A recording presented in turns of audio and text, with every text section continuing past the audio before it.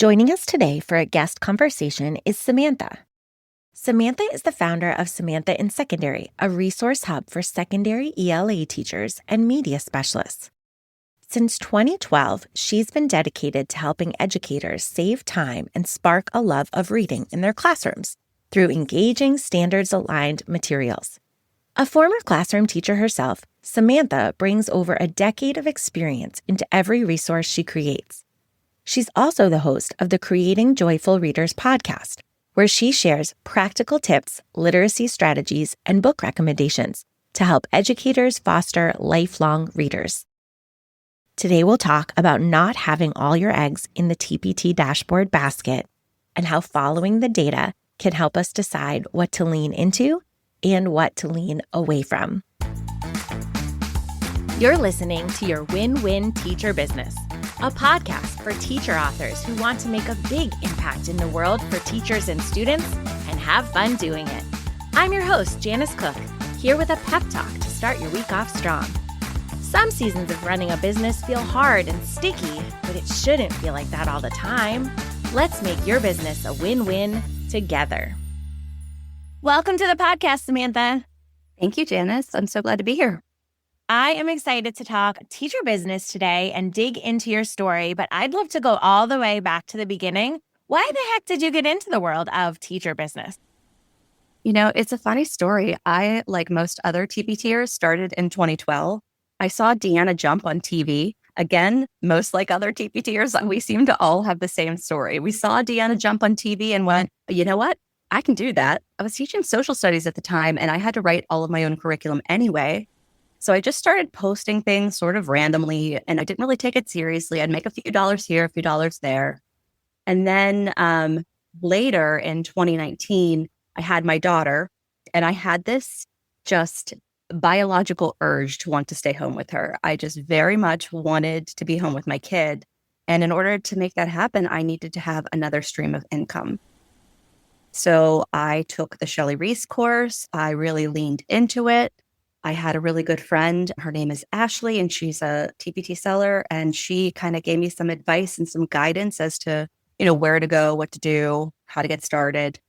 And the rest is really history. I started learning, and then that was it. I fell in love, and I was consuming anything I could. So many of us apologize for those early days when we weren't making Deanna jump amounts of money.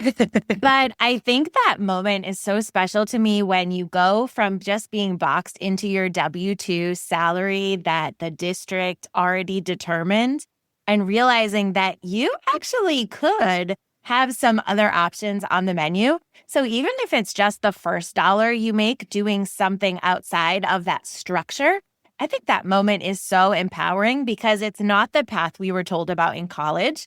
You went to school, you got your teacher degree, and I don't know, my teacher degree didn't mention anything like TPT or the world of business. Did yours? Absolutely not. Had no idea what it was. Yeah. So I think there's something exciting. There are people who hear a story like Deanna Jumps and are like, well, that's good for her. And there's other people who that little twinkle in their eye just never goes away, and we can't stop learning about what comes next. I got my start with Shelley Reese's course too, so shout out to Shelley. She gave so many of us a rock solid foundation that saved us so much backtracking, and I'll be forever grateful.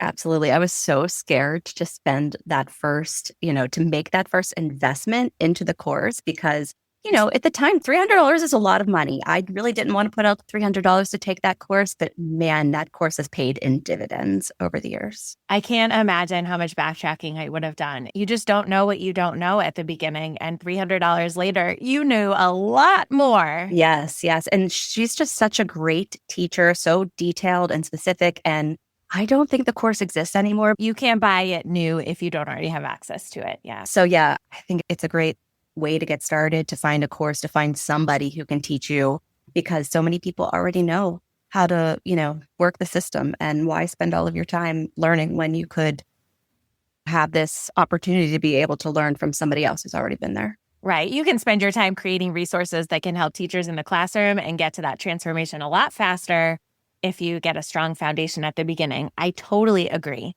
So you were in the classroom making resources, and then you had your daughter. Were you able to shift and leverage TPT to make that stay-at-home dream happen? Did it meet you halfway? How close did you get to your target?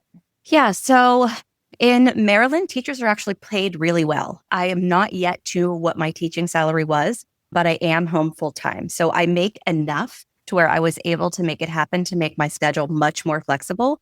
But I do other things now to sort of make up that gap. And I actually really enjoy just sort of finding new things to do, finding things to get myself into, learning about new skills and things that'll benefit my business and allow me to support other people's businesses in a lot of ways. Yeah, so I did make it happen, but in a very roundabout way. And I think that people need to hear about that and talk about that more often. I'm in the same situation where we made great money in Connecticut as a teacher. I had no complaints. I was not one of the teachers who left teaching because my salary felt insufficient. It has been a big challenge out in the world of teacher business to get back to that salary because we were making good money in Connecticut when I left the classroom. So my story is very similar, where I won in that I got this flexible lifestyle where I could be more present with my kids and have some more control. But it doesn't matter how you get there. As long as you enjoy all the tasks that are on your desk for the day, I think that the Deanna Jump story and beyond brought us into this whole world of making money online where we realized there were a ton more options on the menu than we had any idea. And I think there are people that are working like a little bit of an in-person part-time situation and then a little bit of time with an online avenue. And there's no right or wrong way to do it. As long as your bills are paid and your heart is happy, I think that permission slip needs to be shared more often, that there's so many different ways to get your ultimate goal, which was staying home with your daughter and not missing out on that time. Yeah, and that flexibility is really invaluable. It's hard now because I'm just so used to being able to, go on a field trip if I want, or go to a doctor's appointment if I want, or, use the restroom whenever I want for that matter. And I just can't imagine going backwards. So as much as I loved teaching and I loved, lots of things about the classroom, being able to now have that flexibility is just so important to me that I'm willing to do different things and figure out different ways to be able to keep that in my life. Absolutely. It definitely brings a new dose of creativity. If you ever look at job postings online too, they'll say like, you need to have access to some mornings, some nights, and some weekends. I'm like, do you want access to my whole schedule? I just have to jump whenever? No, we won't be doing that. Or they'll say like, you have to be in person every Wednesday. I'm like, why? If I could do my work at home the other 4 days of the week, why am I dressing up and driving somewhere else? And so it's amazing once you've had a taste of freedom and flexibility, you get a lot pickier with some of the more traditional things. Yeah, I look all the time. I'm always looking for new opportunities and new things to do because you just never know what's going to be a good fit within your schedule. Yeah. And so I do a lot of freelance work, look at a lot of job postings, things like that. And sometimes I just think the expectations have gotten really demanding on our time, on our lives, on our capacity, to the point where I'll look at a listing and, I am so grateful that now I can say no to things. And TPT has really given me that. I have a solid enough foundation, be able to pick and choose what I do otherwise. And that's just been a huge blessing in my life. Yeah. And I think that mindset serves you really well when you step into the office in the morning. That stability and that creativity is invaluable when you're sitting down to solve problems for teachers or solve problems as a support provider inside someone's business. I love that you mentioned using the restroom and eating on your own time. Man, it's the little things I don't think teachers ever take in common as former teachers. I don't know if we'll ever shake that trauma. No, absolutely not. No, even to this day, I'm like, oh, I got to pee, but like, I don't have to let 30 kids and one adult know that this needs to happen right now. So it's just freeing. It's the little things in life. What are you looking for in a job? I'd like to be able to use the bathroom. Mm-hmm. Yeah, I think even outside of teaching, I don't think a lot of people realize just how restrictive, teaching is. You're in person, the schedule is rigid and you're responsible for everybody in that room. And so there's not a lot of flexibility. There's not a lot of room to move. And I was in the classroom for 15 years. So I think that towards the end of it, I really started craving that flexibility so much because my whole life, my entire working life had been bell to bell. I had never been off of the schedule. like that. And so knowing that there's a whole other world out there where I can use my teaching knowledge, use my creativity, use the skills that I have, and still be able to serve teachers in a way that feels really meaningful is just powerful knowledge to have. While when my kids were really small and, they go to bed really early at those early ages. And I was a band director. So I had like performances at night from time to time. And there was just nothing you could do about that. They were at 7, they were at 7:30. That was just when they were. And you didn't really have the option to not go if you were like, the one leading the band director. But that would mean that I didn't see my little ones because obviously they weren't going to be awake when I got home. And by the time you pick them up from daycare and someone feeds them dinner, it doesn't make sense to come home during that time period. That's probably when you're setting up the stage and getting students ready. And I feel like that only had to happen to me like 1 or 2 times where I was like, really? I have no levers I can pull here. I have no options to see my own children for the day. That was like I luckily did not have that experience too many times because by the time I had my daughter, I was not doing as many things as extracurriculars, but there were still, parent nights and whatever where that would happen and would just break my heart because I was already sad that I was gone all day. And then you're even more sad that the day is longer. Perspective shift that happens. So there are so many wins in your business. You have some of the most creative language arts resources that I've seen out there, and it must be such a big creative project and outlet to create those for teachers. Your business is definitely a win for the customers that you serve. Was there ever a moment running your business that you can think of where it didn't feel like a win-win, like you were winning as much as the teachers who were using your resources? Sure. Well, first, thank you for saying that. That's very kind. And second, absolutely. Every time I've gone through a different phase of this business, there's been something that's felt sticky or hard or that I couldn't figure out. And I think it's different for every stage of business that you're in. When I was originally scaling, I was time poor. So I didn't have the time to really make the resources, put things up. And so I was putting things up, but it wasn't always an example of my best work. It was an example of what I was able to get done in that amount of time. And so now I'm at a different place and a different economy, a different cultural landscape. Everything is just so different now. And so I try really hard to still be grateful for what I get to do, but the day-to-day now can be much harder as far as mindset goes. I would say I'm a pretty medium fish in the TPT. And for the past probably year or so, I've been fighting to keep them stable. Feels very much like a hamster wheel a lot of days where you are just spinning and spinning and you're not really getting a ton of results. You're lucky if you break even that month. So that's been really hard as a business owner and as someone who is trying to serve the teacher population to continue to want to do the work when you're not seeing the same kind of rewards you were seeing when you started. So that's definitely a huge sticky part right now. Sometimes trying to guess what teachers need, what teachers want, what the price point is that they feel comfortable with, what their cultural landscape is in their school right now, like so that you can really truly their problems in a way that they will compensate you for. And so it's really hard. We do as much market research as we can, but times definitely shift and customer needs shift too. And it can be tough. And the market now is, I know a lot of people say it's not, but it is very much more saturated than it was. It's very easy now to make a TPT store. It's very easy to go out and find somebody. You can throw a stone and find somebody who will teach you how to do it. So the resources are there for anyone. And in a way that's really great. Teachers should have access to as many creative resources as humanly possible to make their teaching practice that much better. But for those of us who have been around a while, it has been a shift. I mean, you really do have to start, putting your best foot forward. Your resources have to be a little bit better. Your creativity has to be a little bit more in depth. You have to just do a little bit more to get that edge so that people are still coming to you and want your resources and want to hear what you have to say. This is probably not true for everyone, but especially if you are new to the business and new to the game, I don't think there's anyone who can do this without having some sort of presence, whether it's some sort of marketing presence, whether it's a blog or a social or email or whatever it might be. You really have to attract people with your voice and your vision because those are your people who are going to follow you and buy from you.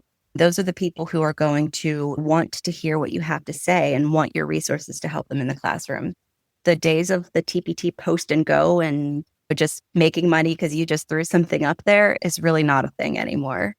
I remember when they were really pushing about using school dollars on TPT, accessing those funds rather than teachers spending their own money. They told us about the importance of making sure your teacher credentials were in your bio and that that principal could see that this resource was made by someone who has like a master's degree in education. And I think that it really speaks to, even though that wave has kind of moved on, how wary buyers are in 2025. There's so many scam stores. There's so many low quality rip-off AI things floating out there. People don't want to spend money on something unless they're really, really sure who created it and what their philosophy is, and that they're aligned and that they can trust them, that it's going to be something safe to use with their students and put in their classroom.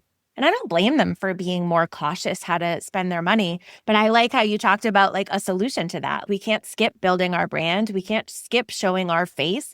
We can't skip letting them get to know us, because that trust is really extra important with each year. Yeah. And I think as they run into these things that are not as high quality, they are more wary of us who are, creating, who have the degrees and have been doing this a very long time. And so your work really has to be solid and really has to be an example of, the best work you can create so that they will continue to come back to you, specifically follow you on social, email, whatever. But I think that personal connection is more important than ever, especially in 2025, when there are so many voices and so much skepticism about what we do and how we do it.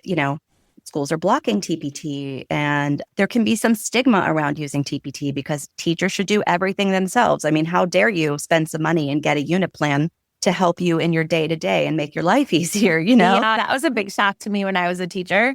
I've been so grateful to meet other teachers and find out that unfortunately they are also stranded up a creek without a paddle. Because I wondered for years as a new teacher if that was just me, if it was just the district I was in.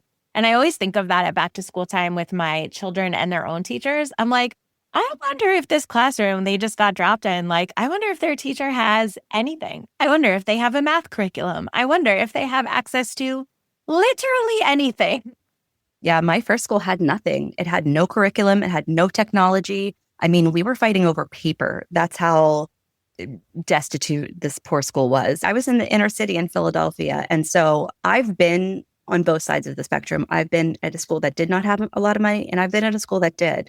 And the problems are very similar in that the resources aren't there to support the kids that are in front of you. They just aren't. If TPT had been more popular, I think when I started, I feel like I would have used it a lot more, and it could have helped me as a new teacher to find someone who was teaching what I was teaching. I have people all the time reach out to me in email and DM and ask me questions. I really wish I had had something like that to be able to connect with someone, even just like, on a camaraderie level, someone who's been there and understands. Districts don't have the same instructional resources that they had even a couple of years ago. I mean, instructional coaches are getting bumped back to the classroom. So teacher support is at an all-time low. So if we can find ways to provide it in a really meaningful way, I think not only are we serving teachers really well, but we're also doing a service to our business that it will help it have longevity. That's definitely a win-win. It always feels good to help and support teachers. It's also keeping your pulse on what they're actually struggling with day to day. Yeah. And I think it fills our cup too to stay connected to teachers who are in the classroom and in the trenches. I love talking to teachers when they pop into my inbox and have questions. Like, that's one of my favorite things to be able to do. So in the beginning, in the Deanna Jump days, TPT is like the only way you know how to make business happen. So we pour all of our eggs into that one basket, but I'm getting a vibe that you've probably branched out a little bit since then. Is that the win-win of TPT sales dipping? Was there a moment where you were like, I don't think I want to have all my eggs in this basket? Yeah, this year was very eye-opening because before that, I had been doubling, tripling my month-to-month, my year-over-year for many years since I started. And last year was the first year where it started to level out. And I was like, oh my goodness, this isn't just going to continue to trend upward for the rest of forever. And I wonder if that's an unrealistic expectation that so many of us have, right? Well, it had been happening. So, you're like, okay, well, this is just going to keep going up. Great. I forecasted what I was going to make this year. That was not what I made last year. It was not. Last year was the first year I leveled out, and I only grew by like a couple percent, like 3 or 4%. It was very small. And I was working full time for the first time really ever. Last year was my first full time year. Before that, I had been part time and home with my daughter. So while I was really grateful for that time, I was not putting 100% into my TPT. Yeah. So within the past year, we've really had to get creative about making up the gap of the money that we need to live. Like, I love being able to do this. I love being able to support teachers. It really does fill up my cup, but also I have bills. So it's kind of like, a double-edged sword. I would love to give you everything for free. I would love to just sit here and chat with you for free, but I actually can't do that. So we need to find really creative ways where people are getting value for their money and really feel like they are putting their money somewhere where they're going to get something out of it.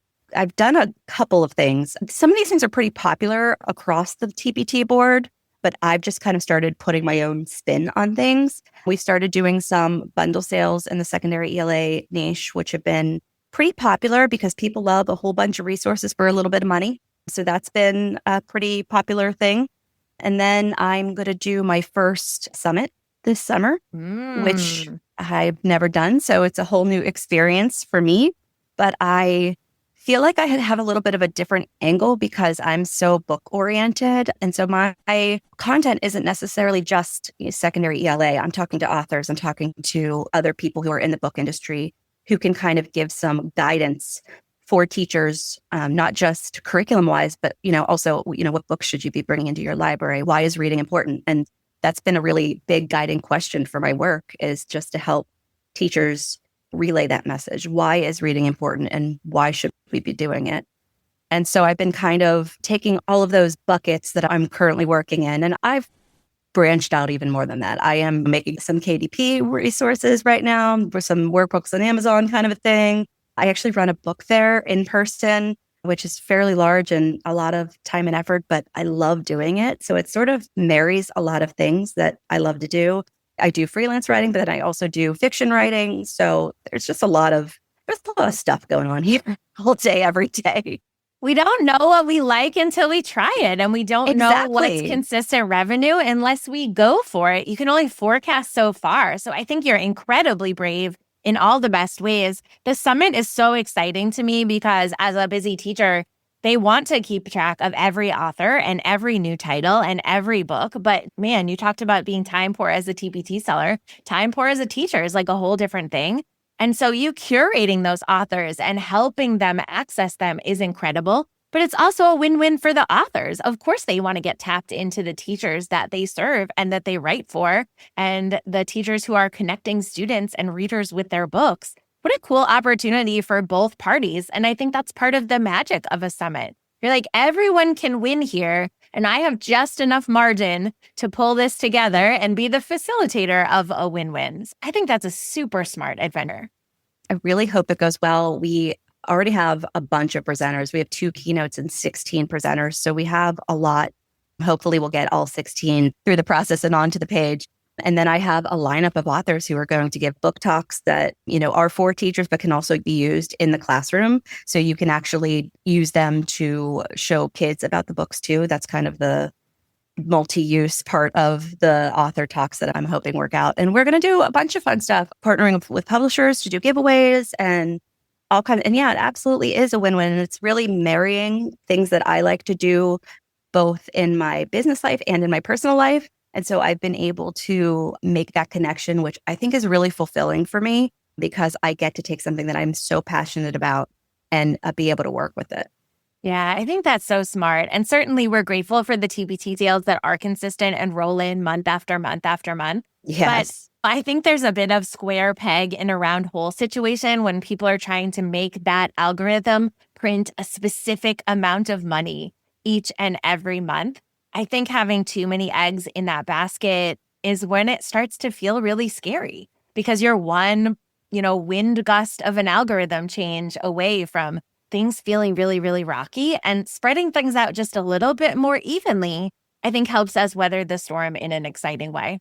That's been my focus this year, is to really branch out and also to use data in a really specific way. As you grow as a business owner every year, you learn more and more about what's working, what isn't working, and how to use your data to drive those decisions. I've always been a fly by the seat of your pants kind of a person. I am not a planner. I am a dreamer.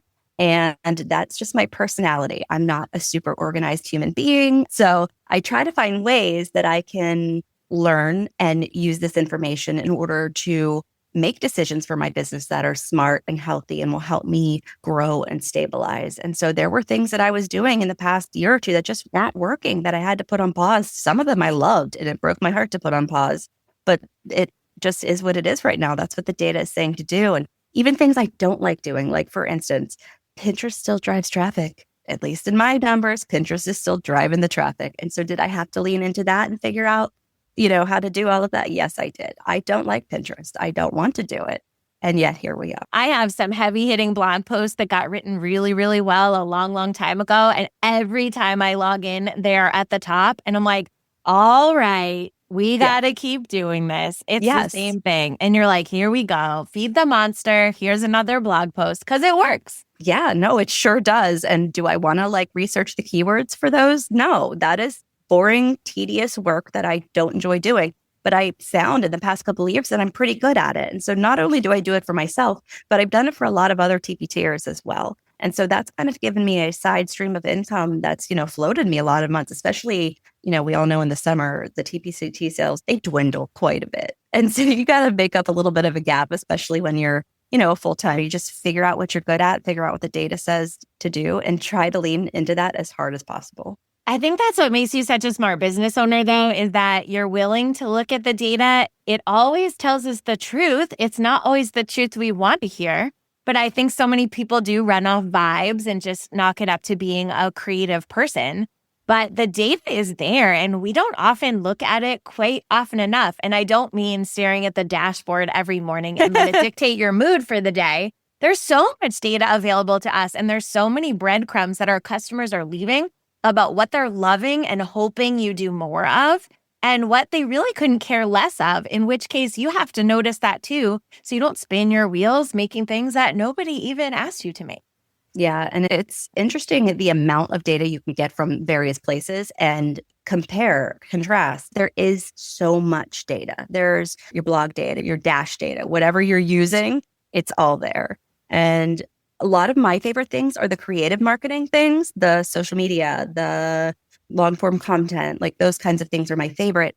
But in most cases, those are not the things that provide the ROI. And so I've had to really double down on things that I don't like doing, which is very hard for me personally, because I thrive when I'm really passionate and interested in things.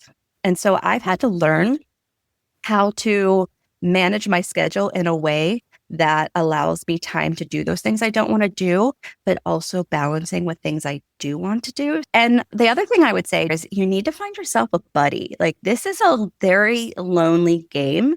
And you need to find yourself someone that you can trust, that you can talk to day to day, who will keep you on track, who will, give you a pep talk. Shout out to my biz bestie, Natalie. Every day we are just in each other's DMs hello, help, I need help. You need to find yourself a buddy, a mastermind. It's so dangerous to do it in a vacuum by yourself, don't you think? Oh, yeah. Especially if you're new and you're just kind of seeing what can be done, or you're still in the classroom maybe and you haven't connected with other TPTers.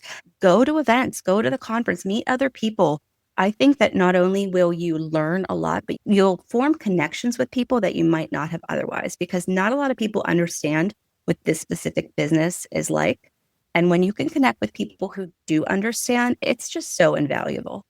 Someone you can share with on a regular basis, like daily, is so valuable too, because sometimes you'll say things like, oh, I don't want to, but I have to pin on Pinterest today. And they'll be like, Pinterest? Who's doing Pinterest? And then you get to actually have a real life talk about it. And you'll be like, actually, Pinterest is really working well for me. And they're like, well, I'm so glad you told me. Or you say hey, I'm doing this today. And they're like, why? Why? Tell me why. Sell it to me. You don't have time for that. That doesn't sound aligned to your goals. We get that pushback from people when we let them in. And we share our goals and we say them out loud. People can catch us when we're heading off in the wrong direction, when we're seeing something shiny. They'll be like, wait a second, I thought you were supposed to be working on this. And as long as it's a two-way street and it's balanced and you're providing the same service for them, it's so amazing to see the takeaways that can happen in those little intimate spaces once you build those relationships. I think it's really dangerous to just go on autopilot and be like, I am going to make more things. I am not going to chat with anyone else about it, and I am going to hope for the best. You're just missing on so much collaboration of what they've seen that's worked and what hasn't. That could be saving you time going off in the wrong direction. Yeah. And I mean, their wealth of knowledge as well. My mastermind is full of people who are at different stages of the TPT game. And so we have really great conversations because everyone has different experience. We have one girl who actually works outside of TPT as well in a marketing position. And so she gets to see different things that we wouldn't see outside of the TPT world. It's really cool to be able to get, different insight into other e-commerce platforms and ways that people do things that could be beneficial to us as well. That would be my biggest advice is find something. And I'm super excited. This is going to be my first conference this year. So I'm just so excited to be able to go and say hi to people and all of that. Yeah, get some of those real life vibes and shake things up a little bit. I love hearing voices outside the teacher business space too, because like you said, TPT is like a part of the puzzle. It's common in that it's where we all started and we want to support that community in some way. But there's so much to gain by stepping out of it. I think very few of us identify just as like a TPT author in this season. Yeah, a lot of people ask what I do, and I just say that I run a small e-commerce operation. That's usually like what I go with because it's really hard to explain. It is. And then I will probably say, the bulk of my money comes from this, but I do lots of other things as well. So it's just really hard to explain, if you're in this full time and you're sort of not doing TPT fully, what that is and what that looks like. The elevator pitch is such a tricky dance because sometimes I say I work on the e-commerce side of education, like online shopping, like Etsy for teachers, and they usually get that. But at the same time, when we minimize the variety of what it is that we do in an effort to keep an elevator pitch short, I think we miss out on networking, like conversations and opportunities too, where you're like, oh, actually, I also do in-person book fairs. And they're like, oh my goodness, I know someone who does that. So it's hard. Like the shorter I make the elevator pitch, the more I find out later that like, there were connections that we had that we weren't able to make. It's such a tough dance. Yeah, it's rare when my circles cross, but when it does, I love it. There's some people who get the different versions of things that I do and that we can really sit down and have a conversation that's really meaty because, they understand a lot of the different avenues that I'm going down as well. And so when you can find that as well, that's really cool. Yeah. I think this was such an uplifting conversation. I could chat with you all day, every day. You're one of my favorite humans on the internet. But I think that we're all like in a season where the TPT dashboard doesn't always give us the feedback that we're hoping. But there is room for a win-win sometimes that it's an opportunity to get more creative. And I think about all these other things that you're doing. If the TPT dashboard had continued to make year over year consistent growth and trend in that direction, you probably wouldn't have gone into Amazon KDP. You probably wouldn't be planning a summit. You might not have had the space to gamble on this in-person book fair, and you might not have been able to justify the time to do the writing that's important on your heart for yourself. Yeah. And so I think that's the win-win in this story is that there's so many creative ways to make the math so you can pay your bills. But sometimes the TPT dashboard being a little moody can actually open up that permission slip for us to look and see what else is out there.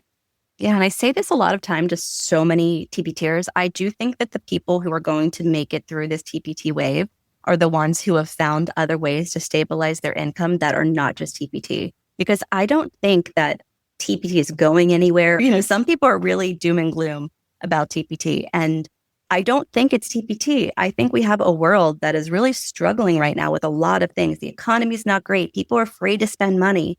And so we have to find other creative ways to keep ourselves afloat so that when they are ready to spend money on their classrooms and on their lessons again, we have all of those resources there that are good and ready to go for them. So I think if you can keep yourself motivated and keep yourself encouraged to keep going, that's really important, that you'll be able to weather whatever the storm is. And I think that networking piece that you mentioned is part of that too, just living life with your eyes wide open. This weekend, I was actually helping out at a local small business where business is booming and they had a demand and a deadline that they couldn't keep up with. And it was like all hands on deck.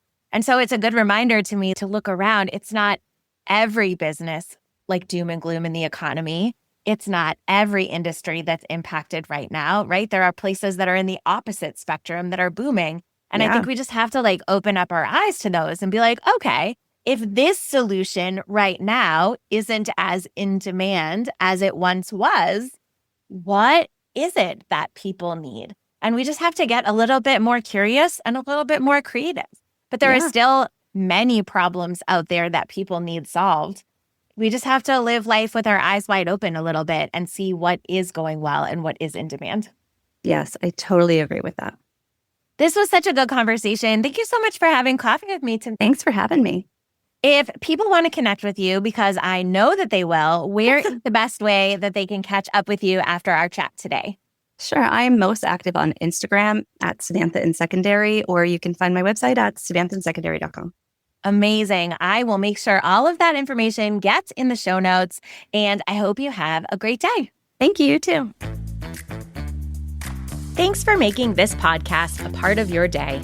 Do you have a win-win teacher business story you'd like to share? Head to cookfamilyresources.com/podcast to find my guest application. I'll also leave that link in the show notes for you. See you in the next episode.